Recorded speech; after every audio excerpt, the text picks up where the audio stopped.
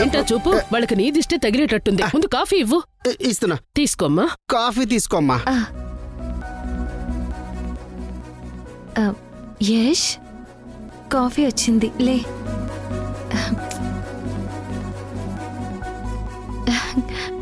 నీకే చెప్పేది, లే.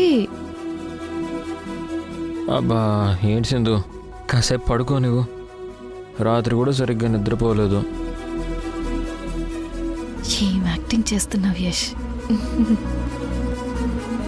బాబు మంచి నిద్రలో ఉన్నట్టున్నాడమ్మా. లేపడం దేనికి? కాసేపు పడుకొని. చెప్తానుండు నీ పని.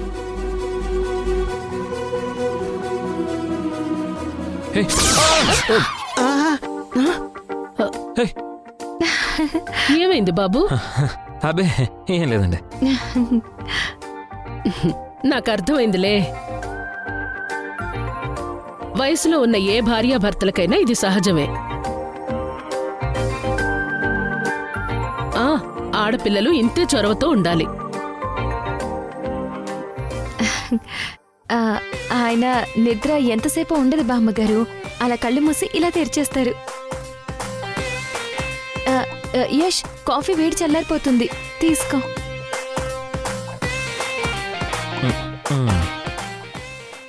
ఆగు సింధు, నువ్వే తాగించమ్మా.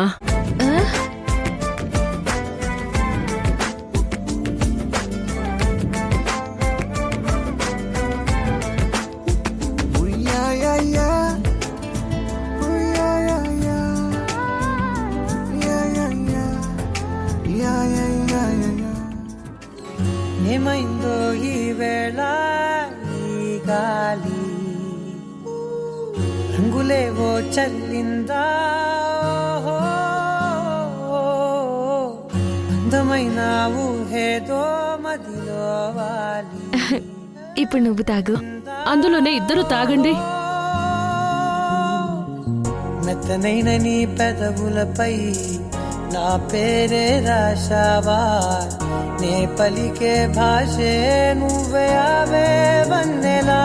హో రెండు కన్నులతి గుండెలపై నీ చూపే గీశావా, ఆగితే దాటి అడుగునైనా విడువలేనే నేనిలా. ఇదిగోండి గ్లాస్. వస్తాం బామ్మగారు. మంచిదమ్మా. బాబుకు వేడి తగిలితే తట్టుకోలేడు, కాస్త జాగ్రత్తగా చూసుకో. అలాగే.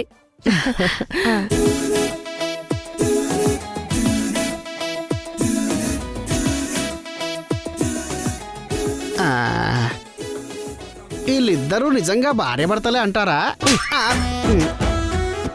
నువ్వు కూడా పెళ్లి చేసుకుంటే ప్రేమ విలువ తెలిసేది. వాళ్ళ జంటని చూడు, ఎంత సరదాగా ఉన్నారో. చూసింది చాలు, వెళ్ళి పని చూడు.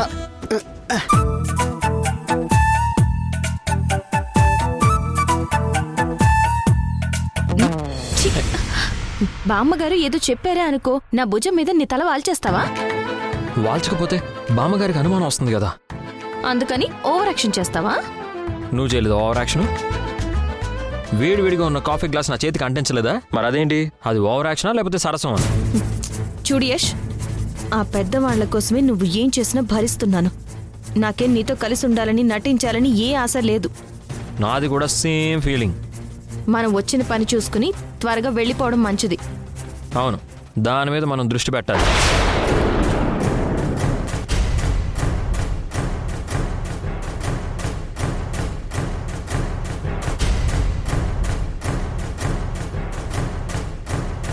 రే హనుమంతు, పెద్దయ్య ఇలారా, వెళ్ళి వాళ్ళని తీసుకురాపు. అలాగే పెద్దయ్య. వెళ్ళు.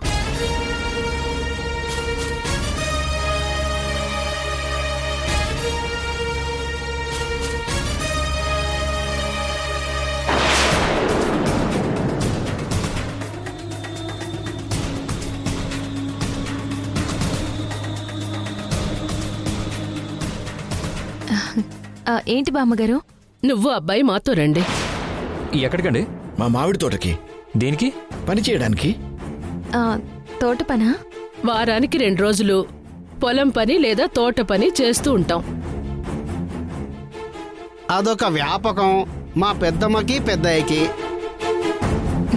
మంచి వ్యాపకమే. శ్రమంటూ చేస్తేనే కదా శరీరం దృఢంగా ఆరోగ్యంగా ఉంటుంది. మీకు ఇలాంటి అలవాట్లేమీ లేవా బాబు? లేకనే తాతగారు, నేను సింధు రోజు పొద్దున్నే గార్డెనింగ్ చేస్తూ ఉంటాం. తెలుగు భాష. అది క్షమించండి, అది తోట పని లాంటిదే చేస్తూ ఉంటాం అన్నమాట.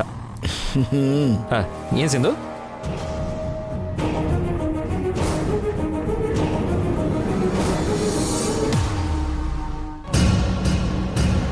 సింధు ఏంటి అంత కోపంగా చూస్తుంది?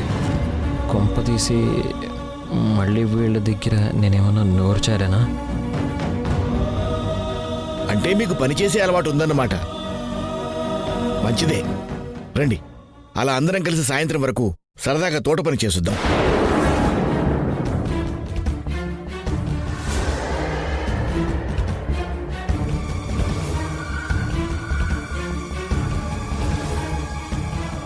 ఏంటమ్మా అలా చూస్తున్నారు?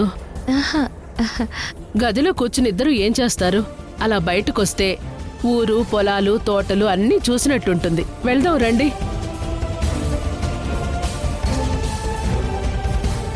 కమిట్ అయ్యావుగా, తప్పదు, పద. వెళ్దాం పదండి. పదండి. పద.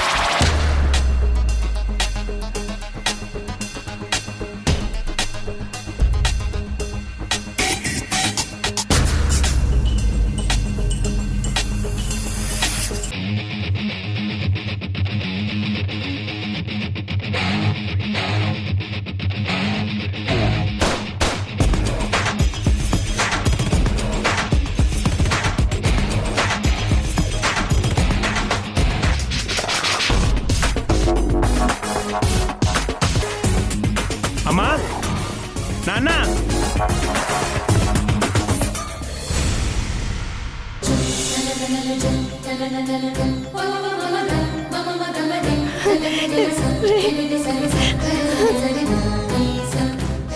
తేజ,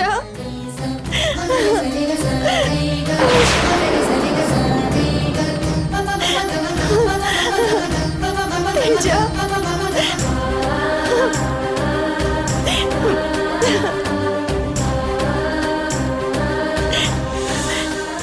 తేజ, అమ్మా, నువ్వు వచ్చేసావా? నిన్ను మళ్ళీ ఇలా చూస్తాననుకోలేదురా. ఏంట్రా ఇలా చిక్కిపోయావు? నానేరమ్మా. చంద్ర, చంద్ర, మన తేజ వచ్చాడు. చంద్ర, రే తేజ, నాన్న, రే తేజ, తేజ,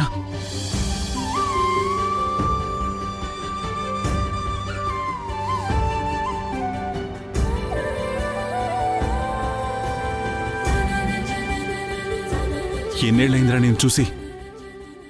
అప్పుడు వెళ్ళిపోయిన వాడివి మళ్ళీ ఇన్ని సంవత్సరాల తర్వాత వచ్చావు.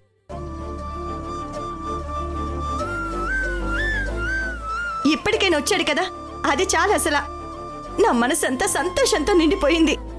ఎరా తేజ, ఇన్నాళ్ళు ఈ అమ్మా నాన్నని గుర్తుకు రాలేదా? మిమ్మల్ని ఎలా మర్చిపోతాను? కాకపోతే మెంటల్ డిప్రెషన్లో సఫర్ అవ్వడం, నాకు నేనే ఒంటరిగా ఉండాలనిపించడం వల్లే మీకు దూరంగా ఉన్నాను. కరెక్ట్ టైంకి దింపుండాను. ఇక ఉంటుంది అసలు కథ. పోన్లే, ఇప్పటికైనా దగ్గరయ్యావు, మానసికంగా బాగున్నావు, అది చాలు మాకు. వదినా, ఎవరి అబ్బాయి? నా పెద్ద కొడుకు తేజ. అమ్మా, ఎవరీమే? ఆ పేరు కన్యాకుమారి. అంతకు మించి ఈవిడ గురించి నీకు తెలియాల్సిన అవసరం లేదులేరా. ఏం పెద్దలుడు బావుండవా?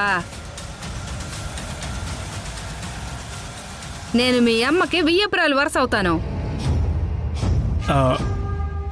ఇదేంటమ్మా ఈవిడ నన్ను అల్లుడని పిలుస్తుంది? ఆమంతే, కాస్త కలుపుగోలు మనిషిలే, అందుకే వరుసలు కలిపి మాట్లాడుతుంది. ఆహా. వెళ్ళి ఫ్రెష్ అయ్యారా, రెస్ట్ తీసుకుందు గాని. ఆ,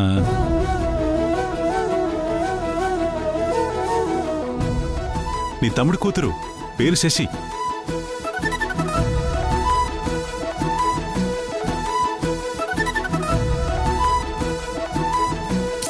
పలకరించవే.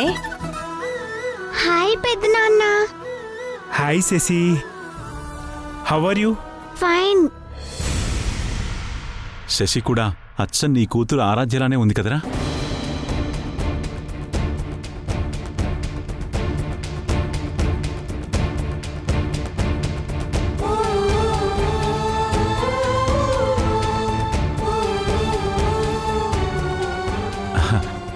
ఆరాధ్య ఇప్పుడు హాస్టల్లో ఉందిరా.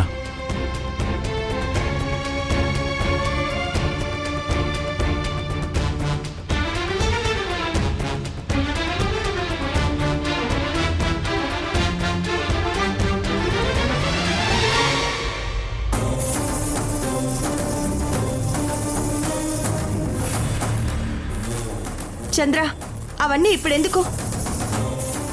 తేజ, నువ్వు రారా. కన్యాకుమారి లగేజ్ రూమ్ లో పెట్టు. అట్నే వదినా. హ, పదరా.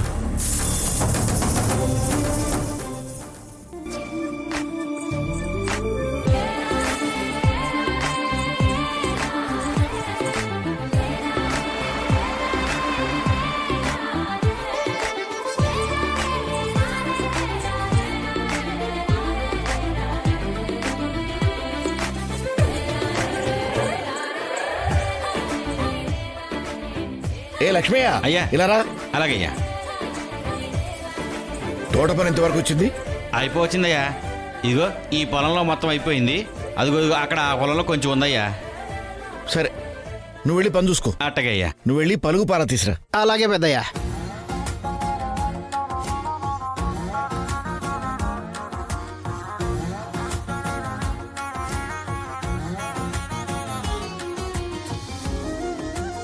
అదిగోండి వచ్చాడు. వాళ్ళకివ్వు.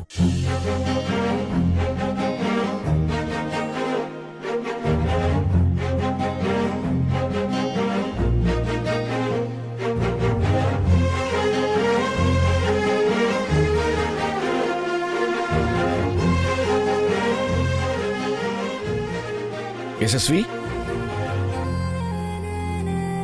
మీరిద్దరూ వెళ్ళి ఆ చెట్ల దగ్గర పనిచేయండి. మేము ఈ చెట్ల దగ్గర పనిచేస్తాం. అలాగే తాతగారు. పదండి. అటు వెళ్ళండి. పదమ్మా. జాగ్రత్త, చూసి వెళ్ళండి. చూసుకుంటూ వెళ్ళండి.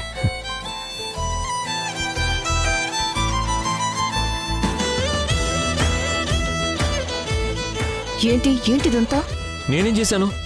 చేసిందంతా చేసి మళ్ళీ ఏంటి అంటావా? పద. పద.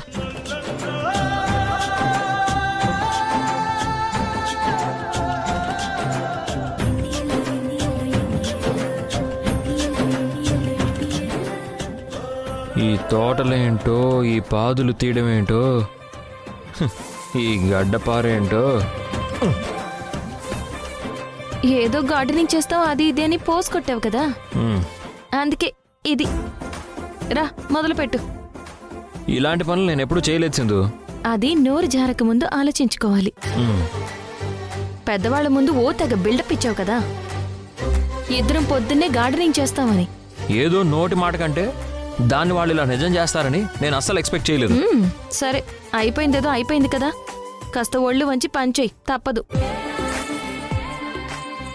రా.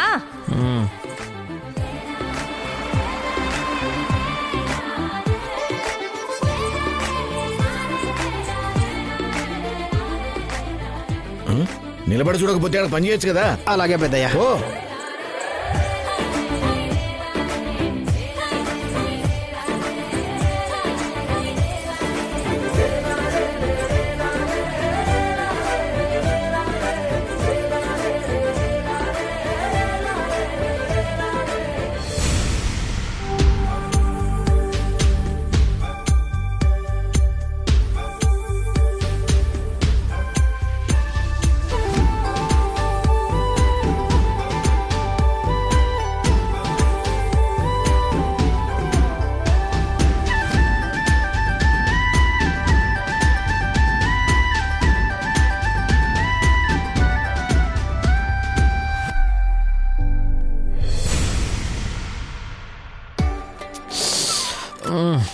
సింధు నాకు చేతులు నొప్పులు వస్తున్నాయి.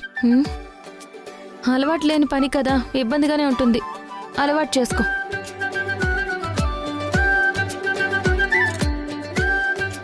ఇదిగో నేను చేయను, నువ్వే చేసుకొని వచ్చాయి.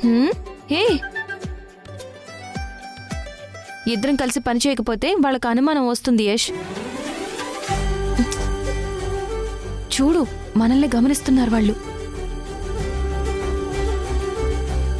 ఇది పని కాదు యష్, మనకి పరీక్ష.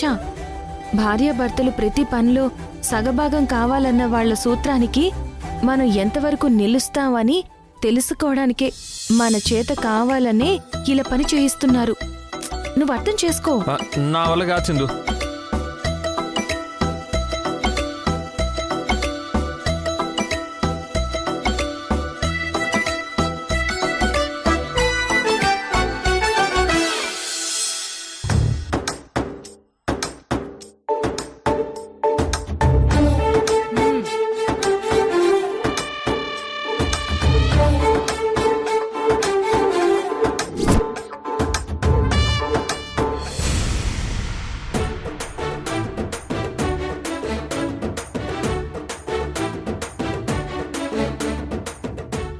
పెద్దయ్యా ఏంట్రా?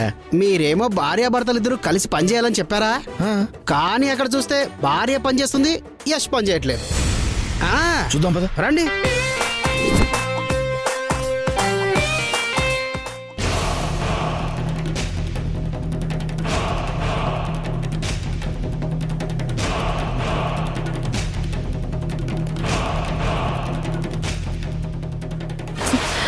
యష్ రా, పని చేద్దువు.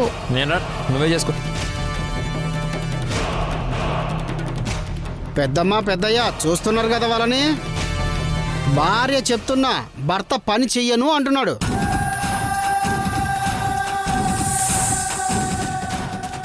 భార్యాభర్తలు ప్రతి పనిలో సగభాగం కావాలన్న మన సూత్రాన్ని వీళ్ళు తప్పారు జానకి. అవునండి, మన పరీక్షల్లో సింధు యష్లు ఓడిపోయారు. ఆ భూమి కాగితాల్ని వాళ్ళకి ఇవ్వమని చెప్పేద్దాం. పద జానకి.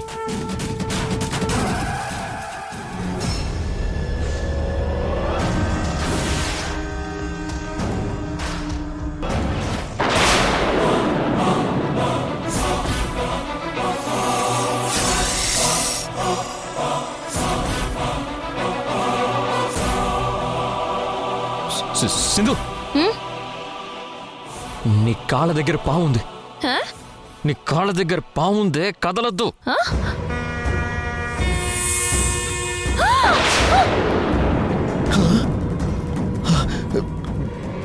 జానకి పాము. సింధు కదలొద్దు సింధు. కదిలా ఉంటే కాటేస్తుంది. అలాగే ఉండు. అయ్యో,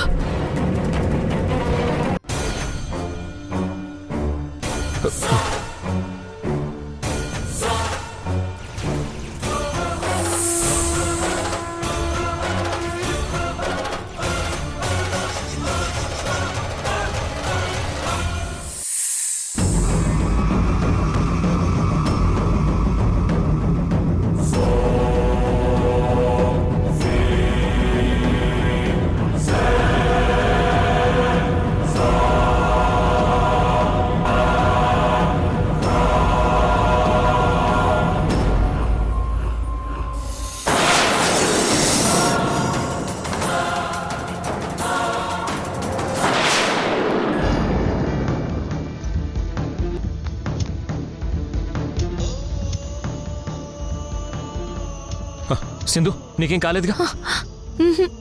ఏం కాలేదు. పెద్దయ్య వాళ్ళు మన పరీక్షలో ఓడిపోయారు కదా, వాళ్ళకి ఆస్తి పేపర్లు ఇవన్నీ చెప్పేయండి. అరే, అలా మౌనంగా ఉంటారండి మీరు? మన పరీక్షలో వాళ్ళు ఓడిపోవచ్చు హనుమంతు. కానీ ప్రేమ పరీక్షలో వాళ్లే నెగ్గారురా. సింధు భర్త పనిని కూడా తనే పంచుకుని పనిచేసింది. యష్ తన ప్రాణాల్ని కూడా లెక్క చేయకుండా తన భార్య ప్రాణాల్ని కాపాడాడ్రా. భార్య అంటే యశస్వికి ఎంత ప్రాణమో దీన్ని బట్టి అర్థం కావట్లా?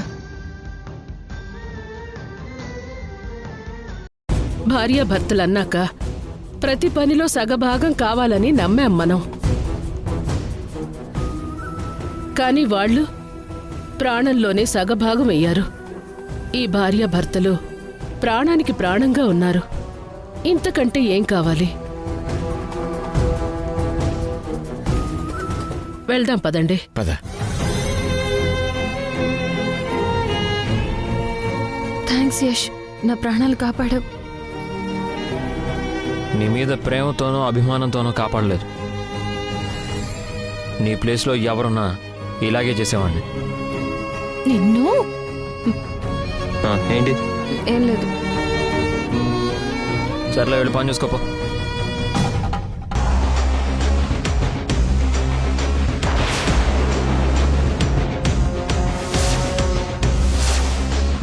అబ్బే, నేను మీ మీద ఎన్నో ఆశలు పెంచుకున్నాను. నా ప్రేమ, ఆశలు, నా ప్రాణం అన్ని మీరే. మిమ్మల్ని వదిలి నేను ఉండలేను, బతకలేను కూడా అబ్బే.